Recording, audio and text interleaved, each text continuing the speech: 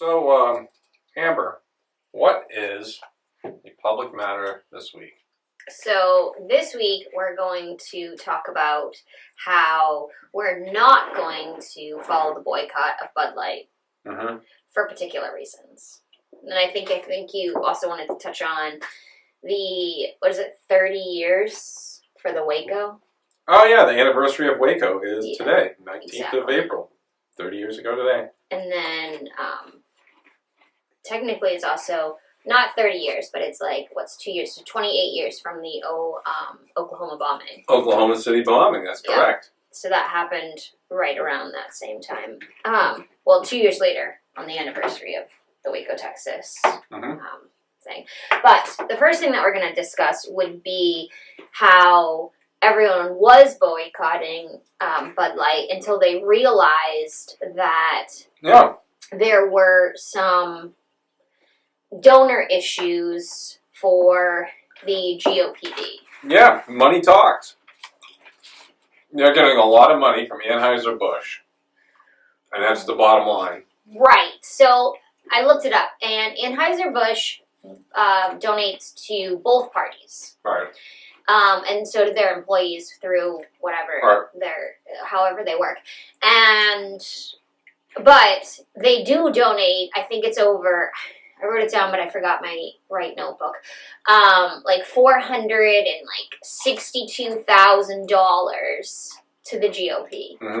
And so then you've got Donald Trump Jr. coming out saying, I don't actually know what he said. I forget what it says. Something along the lines of, it's not as bad, or let's stop boycotting them, and whatever. I don't... I encourage people not to boycott them. He wasn't going to do it. I guess the important thing here is he's part of his dad's re-election campaign.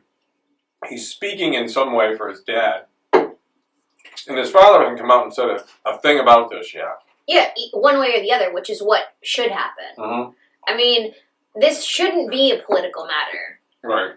It shouldn't be a issue when it comes to politics. If people want to ban or boycott Bud Light because of their poor marketing choices, then so be it. Yeah. And I don't think that politicians or their campaign gurus or their kids should come out either way and say, no, don't do that. They do contribute and blah, blah, blah, blah, whatever they say.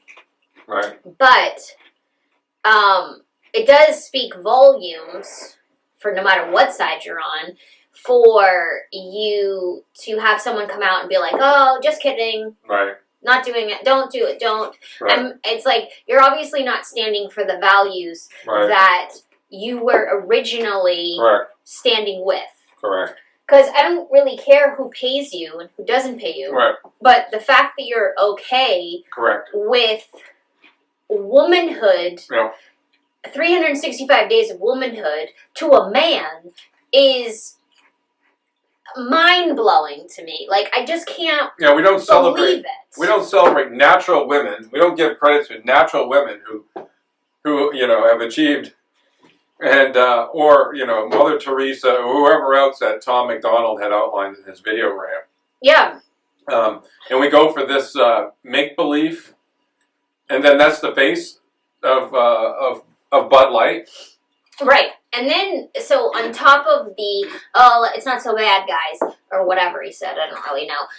Then Bud Light comes out and says, or not Bud Light, Anheuser-Busch comes out and, puts out this whole huge campaign with the Clydesdales. You see that? Yeah. The commercial? And then, the American Two cowboys Cowboys at the end, yeah. Whatever. They're trying to promote how awesome they are and whatever. They aren't that great. But the point is, and then they didn't apologize, which, on one hand, I think that actually might be admirable that they didn't apologize. They're just going to let it go because they're not kissing ass, and they're just like, okay, fine. Here it is. They did acknowledge, or they did throw their new marketing, lower level marketing people under the bus by saying, I think in a tweet, something along the lines of, we the executives didn't approve of this campaign, and this was not something that we intended, and blah, blah, blah, blah, blah. This was never a marketing thing, like, this isn't what we're doing. So, they never apologized, which is fine, and they're acknowledging at some level that it was their fault. But I just find the whole thing stupid and completely like, I can't even understand, like, why would you think people wouldn't be upset by you sending a man to pretend to be a woman for 365 days as an accomplishment? Yeah, not only an accomplishment, a recognizable accomplishment for your, and to be the face of your product. Right. Yeah, you're bowing to an agenda there, is what you're doing. That's not even advertising. You're bowing to an agenda. Advertising is about beer. Beer, and what percentage of the people were buying, people are buying Bud Light, which is hamster piss anyway. What percentage of these people were transgendered, or why did they feel they needed to tap into this resource to balance the budget, balance the books? I mean, there really wasn't enough there. So they're on another path. They're lying through their teeth when they're saying they're just looking for something. It was a marketing thing. It really wasn't. This was a social, a social engineering event that backfired, and this is only one of many that actually backfired. Most don't, but well, I think they thought that they're already doing not well overall, like without Dylan Mulvaney pretending. So I think they thought maybe we've got like a 50-50 shot in like getting the woke mob to acknowledge that we are part of the show. I don't really know. I mean, the thing is like, why wouldn't you make your product better? Like, if you want more sales, it's not necessarily your marketing. It's how your it could be the product. Tastes. Yeah, it could be the product. Yeah. What is the real root of their market? Yeah, exactly. Like I mean, Bud Light's always had like the horses and the rednecks and the whatever. That's always been their vibe and their feel. Yeah. But it's always tastes like dirty water. I mean, it's not a good thing. You drink Bud Light when there's nothing else available. It is shitty beer, and it always has been a shitty beer. And yeah, it's worse than Miller. Yeah. It's disgusting. It's not even the champagne of beers. But you're right. Their marketing, they were going after a target group and a social group rather than going after their product. It's usually the product. The product should be selling itself. Right, especially since it's been around for so long. Yeah. What is the other one? Yingling? What is it? Oh, Yingling? Yes, I always say it wrong. They have been around since, I think, I looked it up, since 1894. I think it's earlier than that. Well, I think they became Yingling. What is it? Yingling? Yingling beer, because they were like brick something in like Pennsylvania That's first. Correct. That's right. And then they combined with someone else. So they put out a tweet about the fact that they don't have to have any. I don't even know if they even do any advertising for that beer, other than like maybe a poster at the bar and like do some like promo of that. I don't know of any commercials. I don't either. I don't know of any like. It's not sold up here in this area. It's not? No, it's not. I mean, I know it's sold down south. It is. It's not sold in this area though. In fact, the last time I was in Philadelphia, some of the guys brought back some of that beer. Really? It's not sold up here. That's so weird. Oh my god. I mean, I know I've had it. It's not bad. I mean, it's definitely better than Bud Light. What? It's, but Bud Light is just, it doesn't even look like beer. It looks like dirty water. I don't know. It reminds me of that, I think this is a bit of an exaggeration, but in one of the Back to the Futures, they have like a little pitcher of water, has like dirt in it, and it's like kind of a brownish color. Yeah. And it reminds me. You were drinking water. It reminds me of that kind of. But I mean, that's why they started to drink beers, because it was already dirty water. Yeah, the water was not fit to drink, so I think. Right. Yeah. All right. So, yeah, I just think that Bud Light is just going down this rabbit hole that does not need to happen. I mean, they already had a shitty product, so why not you just make your product better? Stop trying to change your labels. And then they do the can thing where they were, like, I don't know if you remember, this was like years ago, when they made their cans colder. Yeah. And it was like, it made the beer taste, it's like, no, your beer is gross. Don't worry about the label, don't worry about the can, just make a better product in the can. Yeah. Or bottle, or whatever the hell you're doing.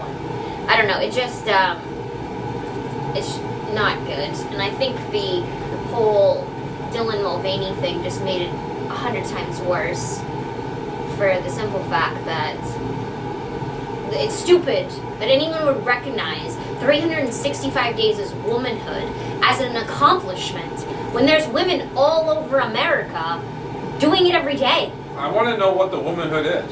He's don't got know. no boobs. There's nothing there. Where's the womanhood? So the freak is like sliding into some clothes or something like that, running around saying, I am this. Yeah. I could put on a spacesuit. I'm not a fucking astronaut. I mean, you could if you decided that was to be true. I mean, for this is a level of nonsense that goes on with some of this transgender bullshit here. He identifies with it. Yes. When I grew up as a kid, I identified with fucking G.I. Joe, too, but I wasn't G.I. Joe. It's just ridiculous. It's just childness. Yeah. So,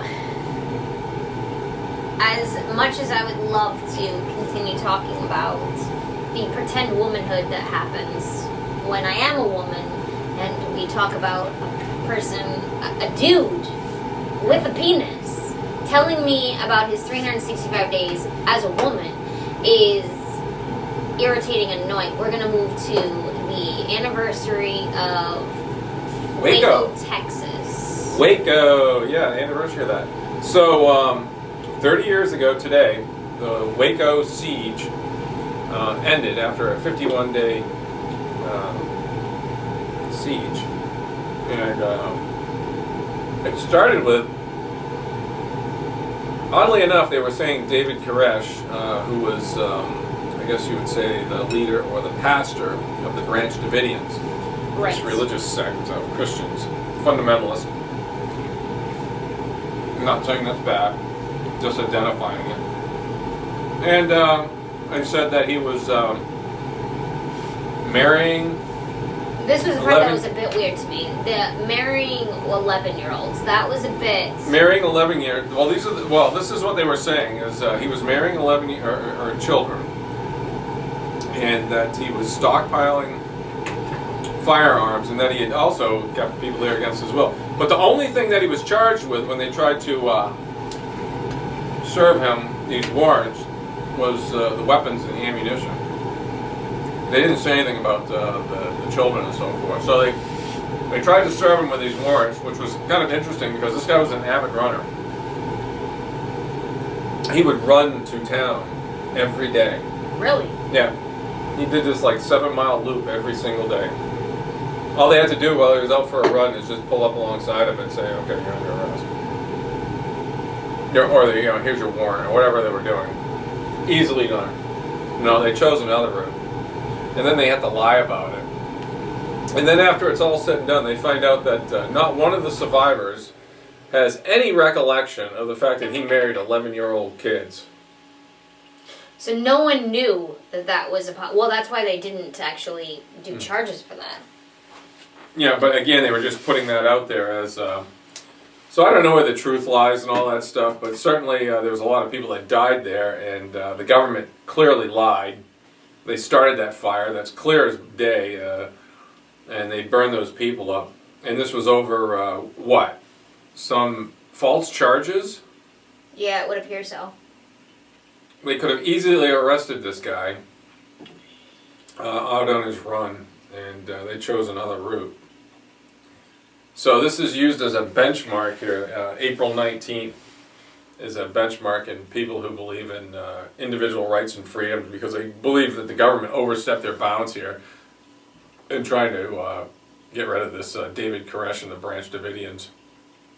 Yeah, but then the funny thing is that they say that they were, so someone looked into it, I forget, some Republican senator, and of course, so the Republican senator looked in, they of course had some kind of committee, and they found that the government did not cause the fire. Yeah, I've seen that. They didn't cause that, but it's quite obvious when you watch the video yourself that the fire didn't start on its own until the attack. Well, they did say here that the tear gas was flammable.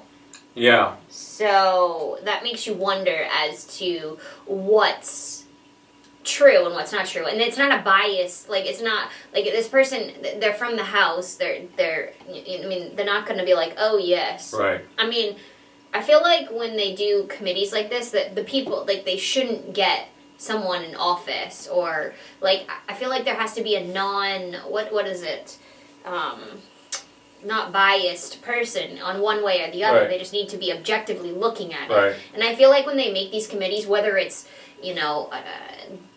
any of them that they create to investigate whatever, none of them have an opened mind. They all have their own viewpoints and how they want it to go. Sure. So there's never an objective, like, okay, cool, I'm just going to look at the research and I'm going to find out the investigation. They're always one-sided in one way or the other. Right.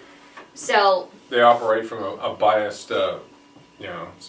Right, so it's like you don't have that, I don't want to say open mind, but you don't have the objective viewpoint of like, okay, cool, this is what's going to happen, and we're just going to look at the data for what it is. They all have their own vested interest in which way it should or shouldn't go.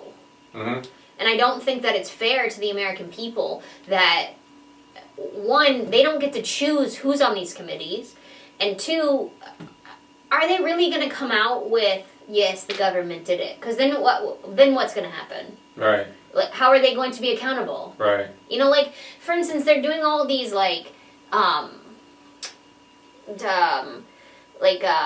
they, like, they're doing investigations of that guy that I can't say his name that's in charge of the border. Oh, that's what's his name? That's Mr. Mayorkas. Yeah. So they're doing all these things, and they're getting all these video clips of them, telling him and talking shit and not let him talk, and Mr. Blah, blah, and it's like, okay, cool. I'm glad we have all these clips, but what is actually happening? Nothing. Like, what do these clips, like the same thing with Fauci, like, oh, you said 2 masks, oh, you said no mask, oh, you said that. It's like, come to find out they didn't work, and the ideas didn't work, and now he just gets to retire. Yeah, and that's over. Yeah, these hearings lead to nothing generally. The only time they can lead to something is when, because the party that is in control, for instance, if this was under a administration under Trump runs the Department of Justice. Mm-hmm. So therefore they would have the power of subpoena. But right now, it's nothing more than theatrics. Oh yeah, we're just watching this for buzz hits and fucking Twitter feeds and TikTok things. Yeah. Like I saw this video today, and it's actually made me, because like I was thinking about, like the whole thing about TikTok and how it's like supposed to be, China's supposed to be looking into us. Right. But now, like, I just saw this one video where TikTok is the only thing that's telling you about what's happening in France. Those big big protests and like all of that. No one is talking about that. No media. No social media. No nothing. The only outlet that's talking about it, if you Google it, or not Google it, if you like search it on TikTok, is TikTok. Well, now, but the government wants to ban TikTok. So now, is TikTok bad? Is TikTok good? What the fuck is it? yeah, well, the thing is there is another outlet, and people forget about this. The only real, true, free speech outlet, in my opinion, in this country right now, and I don't know how long it's going to last, is Gab. And there is reporting on there from individual independent journalists about what is going on. But that is probably, there are very, very few outlets. Well, here's the thing. So there's Gab, there's Parler, and there's, I think the one that Trump uses is Truth. But the problem is that these guys have to operate on Google servers or Amazon That's servers. correct. And like Gab had their own app for iPhones and Androids, but they got taken off because they didn't like the content. Right. It was too white supremacist. Because it was free. You could say whatever you wanted. Right. So, well, the thing is, like, Part of the censorship. Well, the thing is, like, the government has a chokehold on Mark Zuckerberg, and, well, they did have it on the guy, Jack, I think his name was Dempsey, was the guy for Twitter. Now, Mark Zuckerberg has Instagram, Facebook, Snapchat, and WhatsApp, I think it is. And so they keep taking him and they're, putting him on hearings and making him look like a shithead. And I mean, don't get me wrong, I don't think he's great. I think he's an ass and it's really stupid. But, I mean, obviously a genius. He created all the shit. But, they have him on a chokehold. Gab, they just basically, because it came out, because they say, this is what they say, oh, if you don't like Twitter, get off Twitter and go make your own. Well, people did. People made Gab, people made Parler, and then they got booted off because they didn't meet the criteria of censorship. Right. So they didn't even get to have a chance. Gab has to be run on a computer or on a web service. They're not even allowed to have an app. They tried, but they were booted off because they would not tell their users, hey, that's too much. Right. Yeah, that's good information. I actually didn't know all those details. That's pretty good that you knew all that. I'm impressed. No, I didn't know those things. Yeah, well, because I listened to this whole, there's a whole thing on it in this book that I was listening to. So, anyways, with the whole Waco thing, I just don't think that we get the full data as to what's happening. Ever, really. Yeah, I can say this, that the government's response on that was such that I can only assume that because everybody could see that they would, even if David Koresh had committed these crimes, that there was much better ways of serving those warrants and apprehending him than what took place. And because of what took place, it leads one to believe that this was just government suppression of people who wanted to be free. Right. And that's my opinion on it, and others, but that's the way it looks. And I've seen a lot of video evidence that's come out, video evidence showing that the narrative, the story from the government is wrong. It's false. Yeah. So I always err on the side of caution and say the government is to blame. Well, then you have the Ruby Ridge. Yeah, another overreach from the totalitarian people. Yeah, that was in August of '92, 3 years before, or was it '92 or '95? No, it was 92. 92? Yeah, August 21st, 1992. August. So there was a lot going on 30 years ago with Ruby Ridge and Waco. Yeah. Randy Weaver, who they say was a self-proclaimed white supremacist, that's quite a farce because I've watched interviews with him and read many things, and unless he's lying and other people are lying, which you can only believe what you see, but the fact of the matter is he never considered himself a white supremacist, and that doesn't have to do with anything anyway. Not with what happened. You could be a white supremacist, and that's supposed to be essentially okay in this country because you can be what you want, But what they did is these undercover agents had known him, and they were in that group that went to this church that I can't remember the name of, who they never became members of, but they were more like going there for Aryan Nations. The Aryan nations, which still There's- exist up there, by the way. When I was up in Montana, they still exist.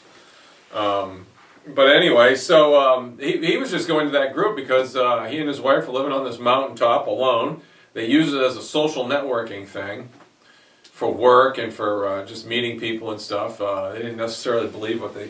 But it's one of these things that's guilt by association again, right? Well, here's what it says too: is that it was so he went to these meetings. Yeah. He bought, well, they sold him some ATF guys sold him some guns, and The guys that were undercover Yeah. there for a they couple sold years. him some Shotguns.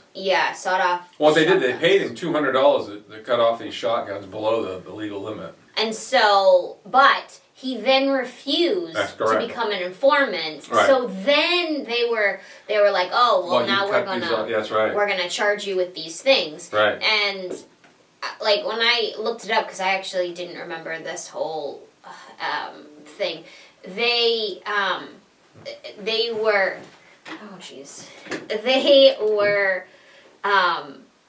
The FBI did a horrible botched job. I mean, they shot his wife in the face holding her kid. Yeah, this was the thing. He didn't go in. They gave him the wrong date for going in for this Hearing.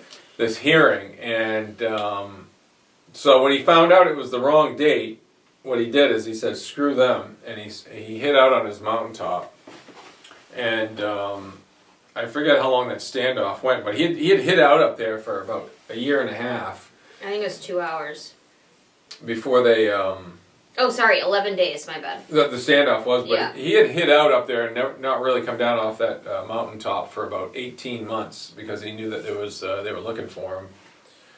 So he worried about that. He didn't leave, and that's when they started coming after him. But again, they were coming after him, and he actually went to court after this was all said and done. He lost his wife and so forth. He lost his wife and his son. Yeah.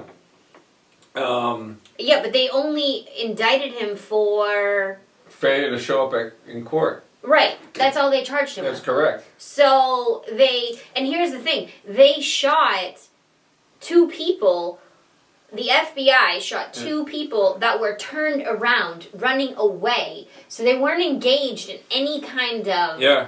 I don't know what you call it, they weren't, trying to attack them. No. So the FBI wasn't in danger in any capacity. They were actually running away. And then they shot his wife holding a baby in the face. Yeah, she was holding the baby going through the door. But they got the son in the first part of it there. The son ran down there with a friend, I forget his name, and a dog. And they Well, the dog is the one that sounded let them know that the people were there, so they killed the dog. And they shot the dog, and the son apparently shot back. And they said the son actually killed one of the agents. Well, it turns out later on that it was actually a friendly fire. The other agent killed one of the agents there. Oh, Jesus. I didn't read that part. Yeah, that came out years later. And anyway, so you were right. They were running away. And Well, that's the thing. They were turned around, running away, so then why would you shoot them? yeah, and so the boy was shot in the back, I think it was, and died. Yeah. And they shot the mother, and that was and the funny thing is the sharpshooter or the sniper, if you will, the FBI sniper is a Oriental name. You can look it up and find it, but he was never charged. No, they did not charge him, but he said... He was also a sniper down in Waco. Shocker. Yeah. The funny thing about it is that in 1995, the federal government settled a lawsuit that gave Randy and his 3 daughters money. That's right. They won a lawsuit, a wrongful, I don't know what it was, wrongful death, wrongful, whatever it was. They sued the federal government, and I think they got $3 million. And I think it was $1 million to Randy, $1 million to his daughter, and I think the baby had a trust fund for $1 million. I think something like that. Yeah, I just don't understand how. But again, no one in the government was held accountable for this misconduct of killing this kid who it literally says was shot in the back. Yeah. So this kid, I don't know how old this kid was. I didn't look into that as much as I probably should. I think he was either 9 or 11 or something. He was young.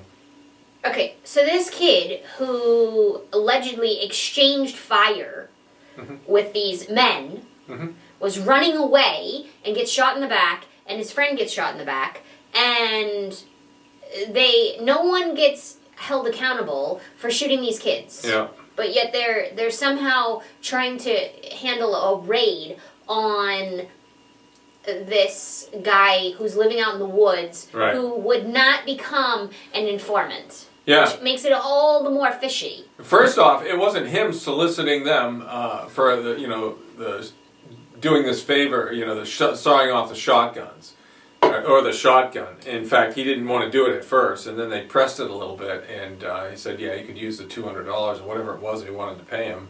And again, they had infiltrated, and they had been in that group for over 2 years. So he thought he was dealing with.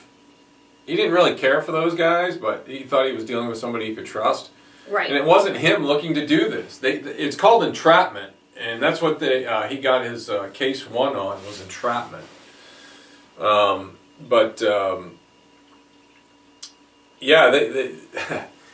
They ruined his life, his family, everything, and he got a little bit of money out of it, and that was it.